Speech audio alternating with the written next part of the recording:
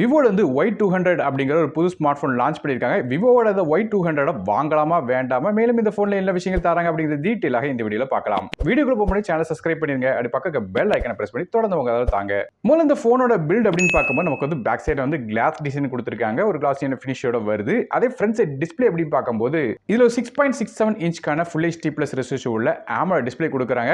இது 120 hertz refresh ரேட்டோட வருது. மேலும் பிரைட்னஸ் பொறுத்தவரை 800 நிட்ஸ் வரையும் போகுது. மற்றபடி 100% DCI-P3 colour camera support, 107% NTSC colour camera support மாதிரியான டிஸ்ப்ளே கொடுக்குறாங்க. மேலும் நமக்கு வந்து ஒரு பஞ்சுவல் டிஸ்ப்ளே கொடுக்குறாங்க. அது போக இன் டிஸ்ப்ளே ஃபிங்கர் பிரிண்ட் ஸ்கேனரும் இந்த டிஸ்ப்ளேயோட வருது. ஸோ டிஸ்ப்ளேயோட குவாலிட்டி நல்லாவே இருக்குன்னு சொல்லலாம். அதே பெர்ஃபார்மன்ஸ் அப்படின்னு பார்க்கும்போது இந்த போன்ல வந்து ஸ்னாப்டிராகனோட 4 Gen 1 அப்படிங்கிற ஆக்டோகோர் சிப்ஸ் கொடுக்குறாங்க. இது ஒரு 6 நானோமீட்டர் ப்ராசராக வருது. அதாவது நமக்கு வந்து கார்டெக்ஸோட A78 கோஸ் பேஸ் பண்ணிக்கிற 2 GHz கிளாக் ஆகிருக்கிற ப்ராசராக வருது. ஸோ இந்த ப்ராசர் ரேங்கிங் மற்றும் ஸ்டாட்டிஸ்டிக்ஸை இப்போ நீங்க ஸ்கிரீன்ல பார்க்கலாம். அதோட இதோட பெர்ஃபார்மன்ஸ் எப்படி இருக்கும் அப்படிங்கறத இது மூலமா தெரிஞ்சுக்கலாம். ஸோ ஆப்ஸை பொறுத்தவரை எல்லா விதமான ஆப்ஸை ரன் பண்ணலாம். மற்றபடி மல்டி டாஸ்கிங் அப்படிங்கும்போது ஓரளவு டீசென்ட்டாக பண்ண முடியும். ஆனால் கேம்ஸ் அப்படின்னு வரும்போது நமக்கு வந்து மிட் செட்டிங்ஸ் வரையும் தான் விளையாட முடியும். ஹெவியான கேம்ஸ் வந்து 1-2 கேம்ஸ் தான் விளையாடாம தவிர மோஸ்ட்லி மிட் செட்டிங் கேம்ஸ் தான் விளையாட முடியும். மற்றபடி இந்த போன் வந்து 8GB RAM இது 120GB இன்டர்னல் ஸ்டோரேஜோட வருது. நமக்கு வந்து RAM PDDF4 RAM பயன்படுத்துறாங்க. ஸ்டோரேஜ் வந்து UFS 2.2 வருது. மேலும் மைக்ரோ SD கார்டுக்கான சப்போர்ட்டும் இருக்கு. 1TB வரையும் எக்ஸ்டெண்டபிள் பண்ணலாம். வழக்கம் போல டியூல் சிம் சப்போர்ட்டும் இருக்கு. மேலும் இந்த போன் வந்து Android 13 OSல ஃபன் டச்சோட 13 இன்டர்ஃபேஸ்ல ரன் ஆகுது. அடுத்தபடியாக இந்த போனோட கேமராஸ் பத்தி பார்க்கலாம். பேக் சைடுல நமக்கு வந்து 2 கேமரா கொடுக்குறாங்க. முதல் கேமரா வந்து 64 மெகாபிக்சலுக்கான ரியர் ஃபேசிங் கேமரா. இது f1.7 அபர்ச்சர்ல வருது. LED ஃபிளாஷ் சப்போர்ட் தராங்க. ஆப்டிகல் ஸ்டெபிலைசேஷன் சப்போர்ட் இதுல கிடையாது. இது போக இரண்டாவதாக வந்து கணக்குக்காக வந்து ஒரு 2 மெகாபிக்சலுக்கான போர்ட்ரேட் லென்ஸ் கொடுக்குறாங்க. இது f2.4 அபர்ச்சர்ல வருது. மேலும் வழக்கமாக எல்லா விதமான விவோ போன்ல பார்க்குற மாதிரி இதுலயும் வந்து ஆரா LED லைட் கொடுக்குறாங்க.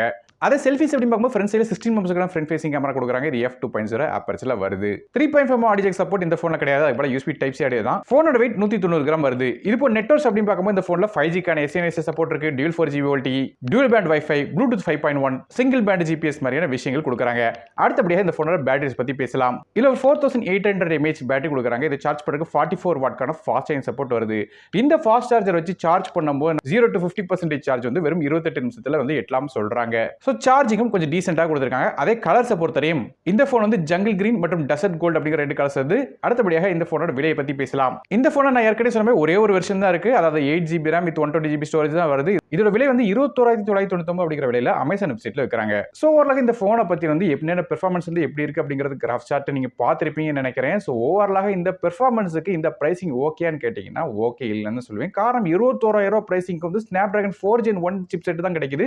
அவ அட்லீஸ்ட் ஒரு 50 ரேங்க்கு நெருங்கக்கூடிய ஏதாவது ஒரு ப்ராசர் கொடுத்திருந்தாங்கன்னா இன்னும் கொஞ்சம் டீசென்ட்டாக இருந்திருக்கும். காரணம் 4 Gen 1 அப்படிங்கிற சிப்செட் வந்து ஒரு 17,000 செக்மெண்ட் போன்ல கொடுத்தாங்கன்னா ஓகே. ஆனா இந்த 20,000 செக்மெண்ட் வந்து தாண்டும் போது கண்டிப்பா அதை விட கொஞ்சம் பெட்டரான பெர்ஃபார்மன்ஸ் உள்ள ப்ராசர் வந்து எதிர்பார்க்கிறோம். ஆனா அது வந்து வரல.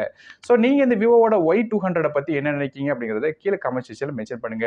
வீடியோ பிடிச்சா ஒரே ஒரு லைக் கொடுத்துருங்க. உங்க ஃப்ரெண்ட்ஸ் மற்றும் ஃபேமிலிக்கு ஷேர் பண்ணிவிடுங்க. நானும் டெக் தமிழுக்காக மற்ற வீடியோ சந்திக்கும் வரை நன்றி, வணக்கம்.